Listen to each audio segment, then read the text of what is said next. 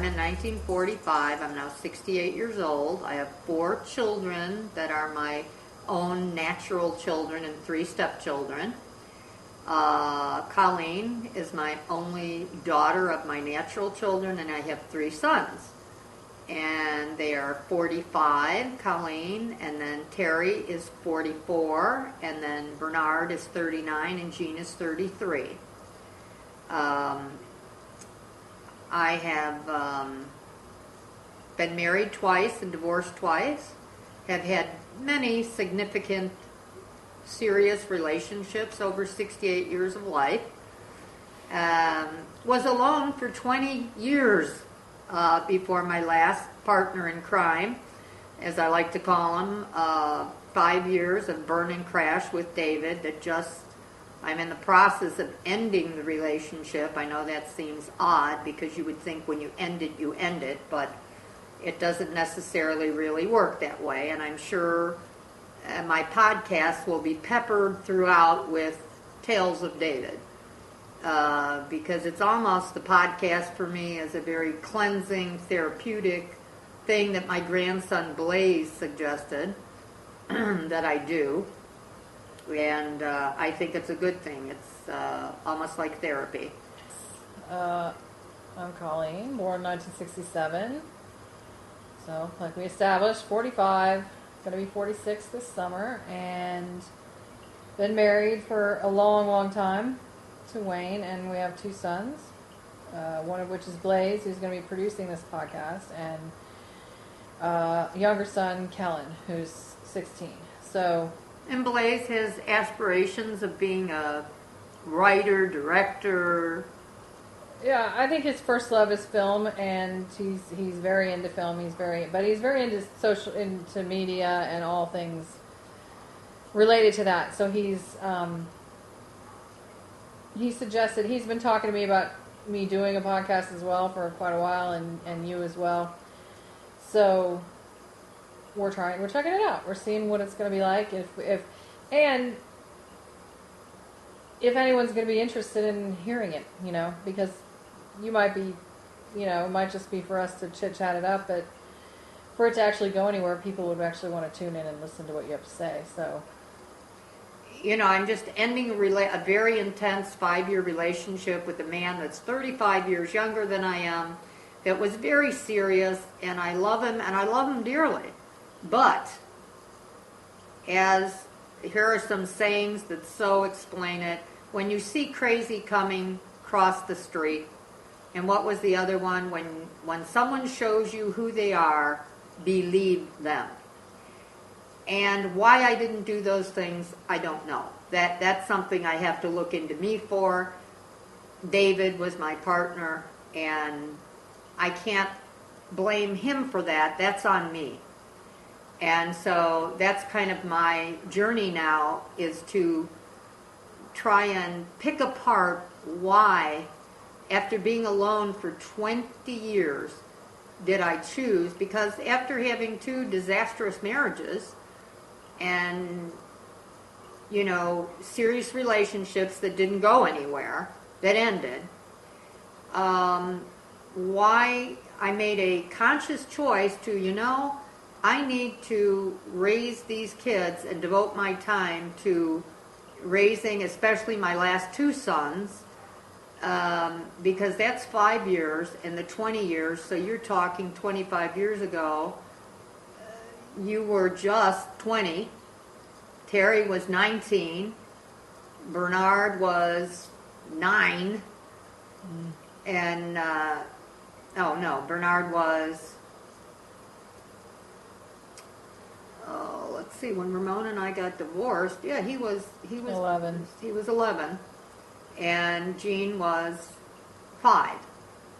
And I thought, you know what, I need to concentrate on helping my children and raising my children and being 100% there for them, not being scattered into a relationship, because that's what I noticed and what I regret the most. I've really never regretted anything about life. There's certain sayings like youth is wasted on the young, and if I only knew then what I know now. But we aren't privileged to that. Right. And it isn't that I change it, it's that I do it better. But I guess even if we do it better, we are changing it. So it's a very, complicated, I guess life is a very complicated thing, very easy and yet very complicated. And I now need to see why I've made the choices I make, and I did so well for 20 years, being by myself, raising Jean and Bernard especially, which were the last two boys that were left at home, and doing everything I could to be a stable, good mom, 100% there. And I had health issues. I've been not in good health for decades, with different issues. Yeah. And, that has permeated the family and my home, seems like forever. But just in spurts of time. It isn't like continuous. It's I'll have something happen and I'll kind of be taken out of the picture, and responsibilities have fallen on, of course, Colleen more than anybody. She always stepped up to the plate to step in where I couldn't, even with her brothers. That's why I think Gene always thinks of you like he might not call you mom, but he thinks that you're like that other mom. What would you call it? A mom, surrogate mom to I guess, him. yeah, when he was little, I was kind of surrogate mom to him. Yeah. Because I am almost 13 years older than him, so Right. he was, we took care of him. Like when he was little, I know he went to daycare briefly, Right. but like in the summer, we took turns taking care of him, and then when we moved to Katie from the apartment in Houston, we would pick him up from Lagaya, and she, who lived down the street from us, Right. She was our after school, babysitter. and we would bring him home and watch him until you guys got home, and then in the 'Cause- summer we watched him full time. Well, let me say this. Ramon didn't go to work till like 2 in the afternoon. Right. So it was a very short duration of time that Lagaya had him. Yeah, like an hour Yeah. or two or whatever. So, Right. yeah, so that was, we had a lot of time with him. A lot of time taking care of him. So Gene and I were always really, really close, and still are close. But I don't think he views me as a mom figure. I don't.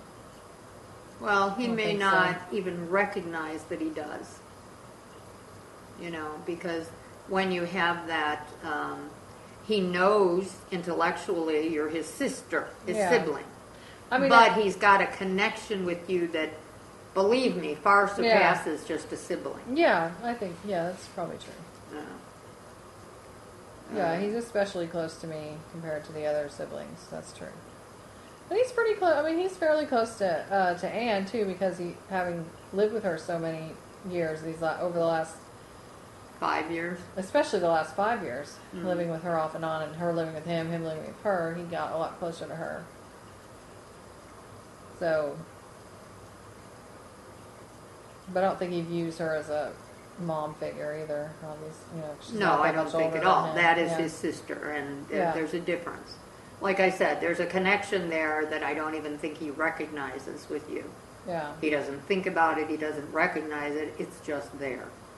yeah, that's And then I have to think, well, and we've talked about recently, like Colleen has a 16-year-old son, and I said, don't you remember all the trouble Gene gave me when he was 16, 17, 18, junior and senior in high school? He made my life a living hell. And I don't know if teenage boys tend to do that. Not all teenage boys, but for some reason, my son, I just became his arch enemy when I tried to do everything I could for him. Gave him more than I was ever able to give my other children because he was the last one at home.